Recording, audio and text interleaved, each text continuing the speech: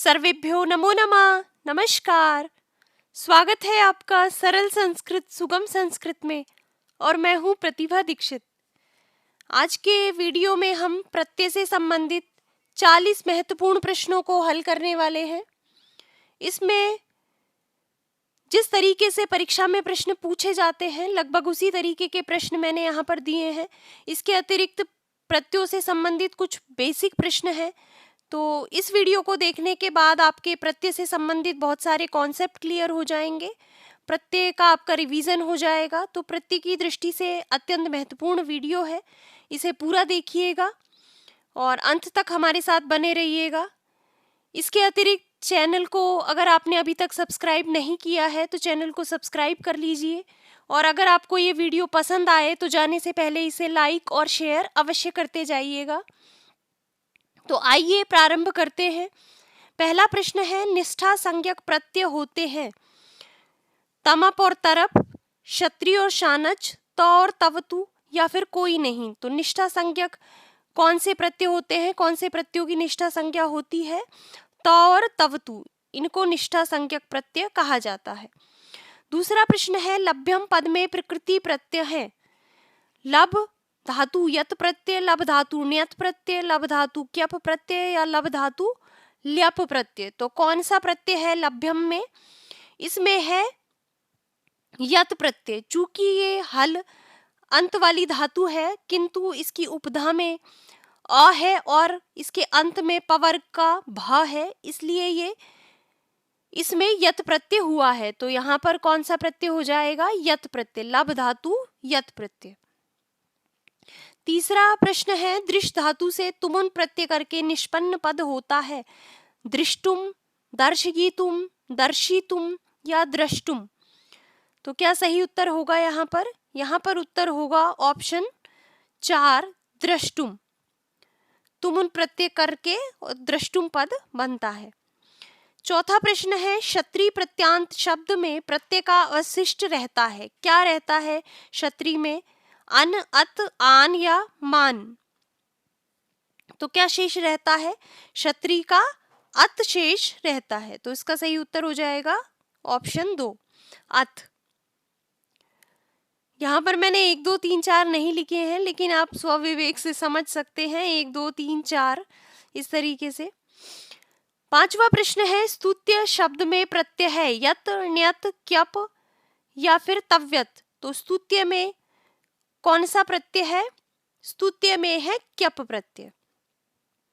छठा प्रश्न है, मार्गीय शब्द में प्रकृति प्रत्यय है मृज धातु यत प्रत्यय, मृज धातु ण्यत प्रत्यय, मृज धातु क्यप प्रत्यय या मृग धातु क्यप प्रत्यय। तो क्या सही उत्तर है यहाँ पर? मृज धातु ण्यत प्रत्यय। ण्यत प्रत्यय होने के कारण ही इसमें फिर अचो नीति सूत्र प्रवृत्त होकर और मृज का जो मृ है इसका आर हो जाता है, वृद्धि हो जाती है और ज को चजो कु घिन्यतों से ग होकर मार्ग्य शब्द बनता है। मृज जो धातु है उसमें ण्यत और क्यप दोनों प्रत्यय लग सकते हैं। जब ण्यत लगता है तो पद बनता है मार्ग्य और जब क्यप लगता है तो पद बनता है मृज्य। क्योंकि ये कित संज्ञक प्रत्यय है, क की इसमें इत संज्ञा हुई है और कित होने के कारण फिर इसमें धातु में कोई भी वृद्धि या गुण नहीं होता और यूं का यूं ही ये रह जाता है, मृज्य पद बनता है। तो अगर मृज्य आता है और वहां पर आपसे प्रत्यय पूछे तो क्यप प्रत्यय हो जाएगा और अगर मार्ग्य शब्द आता है वहां पर हो जाएगा ण्यत प्रत्यय। सातवां प्रश्न है, तल प्रत्यांत पद है गंता, बंधुता, पठिता, हसिता। तो तल प्रत्यांत कौन सा पद है यहाँ पर? तल जो प्रत्यय है वो तद्धित प्रत्यय है और तद्धित प्रत्यय है इतना मात्र हमें पता होने से ही हम यहाँ पर उत्तर तक पहुंच सकते हैं। ये धातु में लगा हुआ प्रत्यय है, ये भी धातु में लगा है, ये भी धातु में लगा है। तो शब्द में कौन सा लगा है? बंधुता। तो इसमें है तल प्रत्यय। आठवां प्रश्न है, क्षत्रिय प्रत्यांत रूप है ताड्यमानः, ताड्यति, ताड़यित्वा, ताड़यत। तो क्षत्रिय प्रत्यांत कौन सा शब्द यहाँ पर है? क्षत्रिय में अत शेष रहता है और यहाँ पर इसका जो सही उत्तर होगा वो होगा ताड़यत। नवा प्रश्न है शिष्यः पद में प्रत्यय है तव्यत क्यप अनियर या ल्यप। तो शिष्यः में शाश धातु से कौन सा प्रत्यय हुआ है यहाँ पर? क्यप प्रत्यय। क्यप प्रत्यय होकर पद बनता है शिष्यः। 10वां प्रश्न है सानच प्रत्यय युक्त पद है चोर यानी ज्ञानम अनंतरम बोधमानम। तो शानच प्रत्यय से युक्त कौन सा पद है? बोधमानम, क्योंकि जहां पर शानच लगा होता है वहां पर अंत में आपको आनम मानम इस तरह से दिखाई देगा।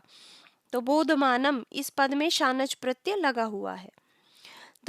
11वां प्रश्न है छिद प्लस कत प्रत्यय होकर पद बनता है छिन्नः छिदनः छिदक्तः छित्तः। तो छिद धातु में कत प्रत्यय होकर कौन सा पद बनता है? छिन्नः। इसका सही उत्तर होगा छिन्नः।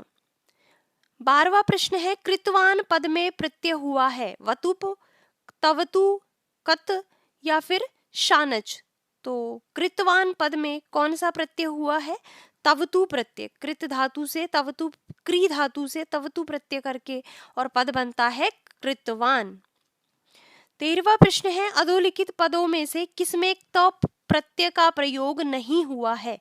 भुग्नः शुष्कः पक्वः अभूत।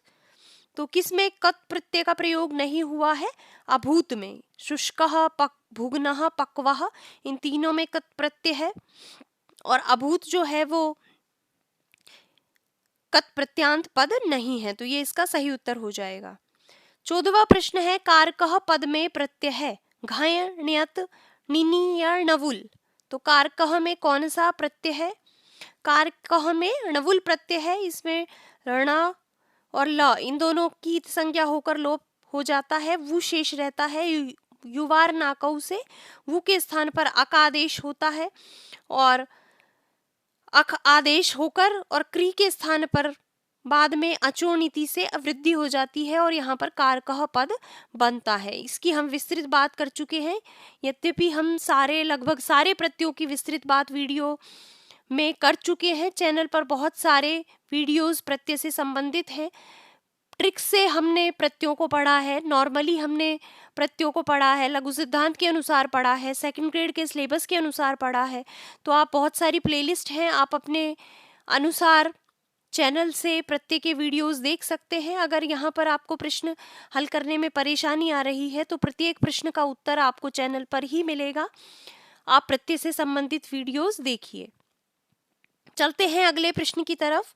15वां प्रश्न है आम्रमयम पद में प्रत्यय है अय मयट मतुप या यत। तो आम्रमयम में कौन सा प्रत्यय है? मयट प्रत्यय। 16वां प्रश्न है कार्यम पद में प्रत्यय है यत ण्यत क्यप या ल्यप। तो कार्यम पद में कौन सा प्रत्यय है?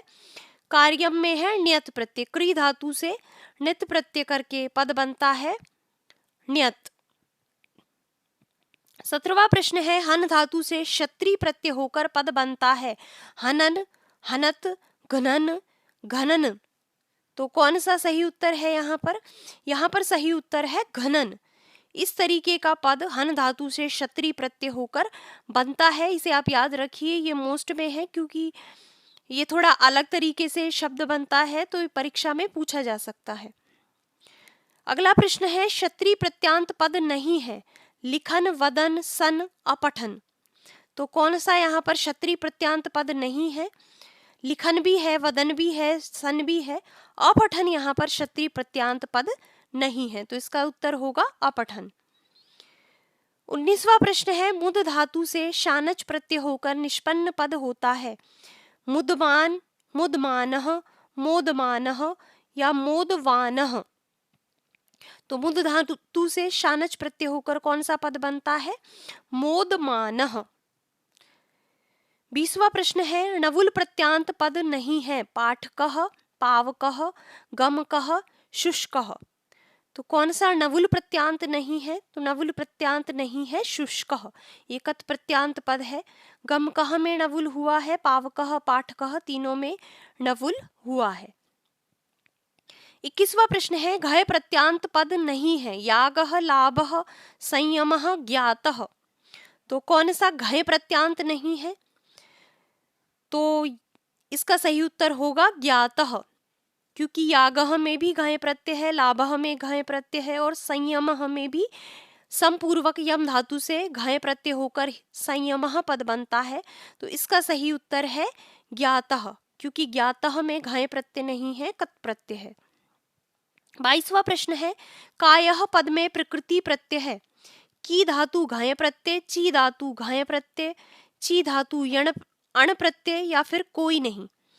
तो क्या इसका सही उत्तर होगा? इसका सही है ची धातु घय प्रत्यय और पद बनता है कायः। 23वां प्रश्न है कोपनम पद में कौन सा प्रत्यय है? घय, क्षत्री, ल्युट या यई। तो कौन सा प्रत्यय है कोपनम में? कोपनम में है ल्युट प्रत्यय। यहाँ पर ट और ल की संज्ञा होकर लोप हो जाता है, यू शेष रहता है। युवार नाकऊ से यू को अन आदेश होता है और कुप धातु में फिर गुण आदि होकर पद बनता है कोपनम। तो कुप धातु से ल्युट प्रत्यय होकर पद बनता है कोपनम। 24वां प्रश्न है उदितः पद में धातु है। वच, वह, वद या उद। कौन सी धातु है उदितः में?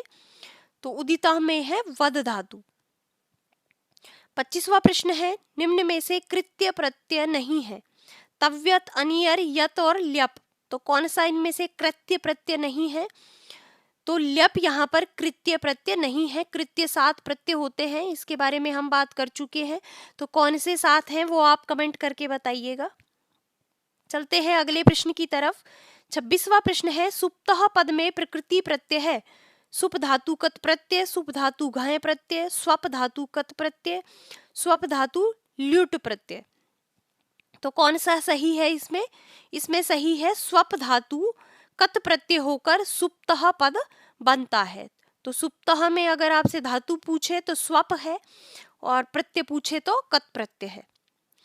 27वां प्रश्न है निम्न में से किस प्रत्यय से बने शब्द नियत लिंगी होते हैं? अर्थात किस प्रत्यय से बने शब्दों का लिंग निश्चित होता है? कत प्रत्यय से बने शब्दों का क्षत्री, शानच या घय। तो क्या सही उत्तर होगा यहाँ पर?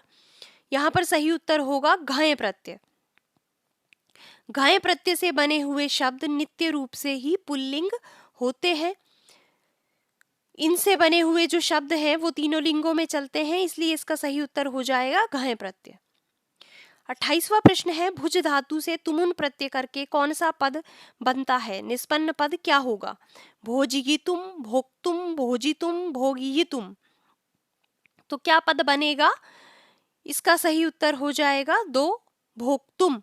भुज धातु से तुमुन प्रत्यय करके पद बनता है भोक्तुम।